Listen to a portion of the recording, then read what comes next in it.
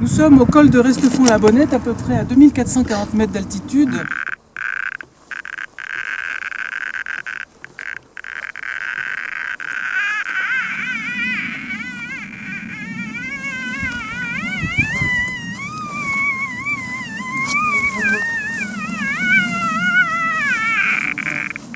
À 1 mètre au-dessus du sol, nous avons un taux de rayonnement gamma mesuré au SPP2 d'à peu près 150 coups par seconde et plus. Et en s'approchant du sol, la radioactivité augmente fortement.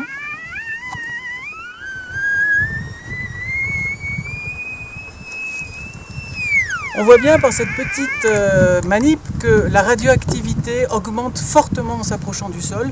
C'est lié au fait que le sol est gravement contaminé par du césium-137 radioactif qui émet en permanence, en se désintégrant, des rayonnements bêta peu pénétrants et des rayonnements gamma qui sont extrêmement puissants et qui se déplacent dans l'air à plusieurs mètres, à plusieurs dizaines de mètres et même à plusieurs centaines de mètres et nous irradient, traversent notre organisme lorsque nous nous trouvons à proximité ou au contact de ces sols contaminés.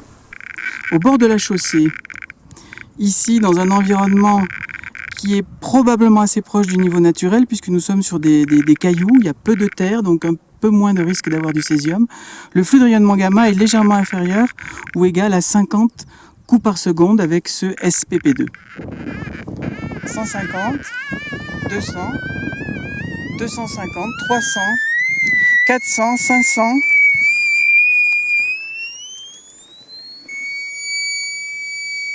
Je suis obligé de changer de calibre, le rayonnement est trop fort. 4500 coups par seconde au contact du sol alors que le niveau naturel est de l'ordre de 50 coups par seconde. C'est-à-dire que le césium-137 accumulé dans cette pelouse de montagne émet un taux de radiation à peu près 90 fois supérieur à la normale. On voit ici que même avec un petit compteur comme le Radex, il est possible de vérifier le taux de radiation émis par le sol contaminé par le césium-137. On mesure en ce moment 4,5-4,6 microsieverts par heure, alors que le niveau naturel est pratiquement de l'ordre de 0,1 microsieverts par heure. Tout autour de nous, les sols sont contaminés avec des niveaux de radiation au contact qui atteignent par endroits 10 fois, 20 fois, 90 fois plus de taux de radiation que le niveau naturel. C'est dû à la présence du césium-137, déposé en 1986 par la catastrophe de Tchernobyl, et voir que presque 30 ans après, à une telle distance, on a un tel niveau de contamination, ça nous interpelle à la fois sur les doses qu'ont subies les populations à l'époque, puisque à l'époque, en plus du césium-137, il y avait tout un cocktail d'éléments radioactifs, dont l'iode-131, qui a disparu depuis, et puis ça nous interroge aussi sur ce qui se passerait en cas de catastrophe sur une centrale plus proche, une centrale française, quelle serait l'intensité de la contamination. Ces territoires ne peuvent pas être décontaminés vu l'ampleur des surfaces concernées.